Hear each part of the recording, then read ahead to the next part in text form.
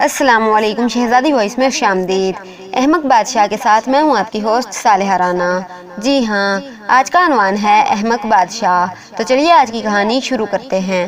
بچپن میں ہم نے اماں سے جو بادشاہوں کی کہانیاں سنی، ان میں بادشاہ عموماً بیوقوف ہوتا تھا اور وزیر عقل مند۔ وہ وزیر ہر فن میں ماہر ہوتا تھا، 24 گھنٹے بادشاہ کی خوشامد کے علاوہ سلطنت کے کاموں کی نگرانی کرتا تھا، جو آج وزیروں کی فوج بھی نہیں کر پاتی۔ ہم نے احمق بادشاہوں کی بے شمار کہانیاں سنی ہیں، ان میں سے ایک کہانی آپ بھی سن لیں۔ ایک احمق بادشاہ کے دربار میں ایک مقدمہ آیا۔ قصہ یہ تھا کہ ایک چور رات کے وقت ایک غریب کسان کے چھپر پر چوری کی نیت سے چڑھا۔ چھپر کمزور تھا، اس لیے وہ دھڑم سے نیچے رکھی ہوئی چکی پر گرا اور اس کی ایک ٹانگ ٹوٹ گئی۔ صبح چور بادشاہ کے دربار میں ٹانگ گھسیٹتا ہوا پہنچا اور فریاد کی کہ اس نالائق کسان کے خلاف قانونی کارروائی کی جائے، جس کے کمزور چھپر کی وجہ سے اس کی ٹانگ ٹوٹ گئی۔ بادشاہ سلامت کو شکایت مناسب لگی اور اس نے فوراً اس کسان کو پھانسی کا حکم دے دیا۔ جب کسان کے گلے میں پھانسی کا پھندا ڈالا جا رہا تھا تو اس نے فریاد کی، حضور میں بے قصور ہوں، قصور تو سراسر اس ناڑی چھپر بنانے والے کا ہے، جس نے ناقص چھپر بنایا اور اسی وجہ سے حادثہ پیش آیا۔ اعتراض معقول تھا، اس لیے فوراً چھپر بنانے والے مستری کو پکڑ کر پھانسی کے تختے پر کھڑا کر دیا گیا۔ مستری گڑگڑایا، عالی جاہ، میرا کوئی قصور نہیں، جب میں چھپر تیار کر رہا تھا تو ادھر سے ایک سپیرا بین بجاتا ہوا گزرا، میرا دھیان بین کی دھن کی وجہ سے بٹ گیا اور چھپر کمزور رہ گیا۔ بادشاہ سلامت کو مستری کا عذر بھی معقول لگا اور اسے اتار کر سپیرے کو پکڑ کر اس کے گلے میں پھندا ڈال دیا گیا۔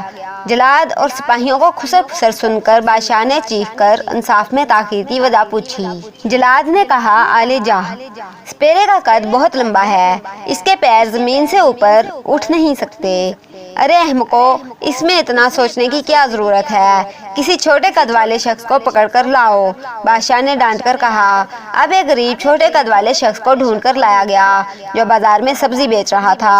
اس نے گڑ گڑا کر پوچھا، سرکار مجھے کیوں پھانسی دی جا رہی ہے؟ اس لیے کہ پھندا تیری گردن کے عین مطابق ہے، بادشاہ نے جواب دیا، اور یوں اس چھوٹے قد والے کو پھانسی دے کر بادشاہ سلامت نے انصاف کا بول بالا کیا۔ ایک دن اسی انصاف پسند بادشاہ نے وزیر کو حکم دیا، وزیر صاحب، آپ ہم سے کوئی آسان سی پہیلی پوچھیں، لیکن شرط یہ ہے کہ اگر ہم وہ پہیلی نہ بوجھ پائے تو آپ کا سر اڑا دیا جائے گا۔ یہ حکم سن کر وزیر کے اوسان خطا ہو گئے۔ وزیر کو اچھی طرح معلوم تھا کہ بادشاہ سلامت احمقوں کے بادشاہ ہیں اور اگر ان سے آسان پہیلی بھی پوچھی جائے تو وہ صحیح جواب نہیں دے سکیں گے۔ 2-3 دن وزیر بہت پریشان رہا، 4-5 سال کے عمر کے بچوں والی پہیلیاں لوگوں سے معلوم کی تاکہ آسان پہیلی ڈھونڈی جا سکے۔ چوتھے دن وزیر ڈرتے ڈرتے بادشاہ سلامت کے حضور پیش ہوا اور کہا، عالی جاہ، پہیلی ہے تو کچھ مشکل، لیکن مجھے یقین ہے کہ آپ جیسا عقل مند انسان آسانی سے بوجھ لے گا، تو حضور بتائیے۔ ڈھینچو ڈھینچو کرتا ہے، دھوبی کے گھاٹ پہ رہتا ہے۔ اتنا سنتے ہی بادشاہ سلامت سوچ کے دریا میں غوطے لگانے لگے، کبھی سر کھجاتے، کبھی آسمان کی طرف دیکھتے۔ وزیر کی طرف غضبناک نگاہوں سے دیکھتے ہوئے بولے، وزیر صاحب، ہم نے آپ سے کہا تھا کہ کوئی آسان سی پہیلی پوچھیں، لیکن آپ نے اتنی مشکل پہیلی پوچھ لی۔ اچھا کچھ عطا پتا تو بتائیں۔ بادشاہ کی بے چینی دیکھ کر بیچارے وزیر کی حالت غیر ہو رہی تھی۔ اس نے کہا، عالم پناہ، یہ جانور بے وقوفی کی علامت سمجھا جاتا ہے، گھوڑے کی شکل کا ہوتا ہے، سستی اتارنے کے لیے لیٹتا ہے، وزن ڈھوتا ہے۔ بادشاہ نے سوال کیا، ارے کیا کوئی پرندہ ہے؟ نہیں سرکار، گھاس کھاتا ہے، ڈھینچو ڈھینچو کرتا ہے۔ وزیر نے گدھے کی آواز نکال کر وضاحت کی۔ بادشاہ سلامت چادر اوڑھ کر لیٹ گئے اور منہ ہی منہ میں کچھ بڑبڑانے لگے۔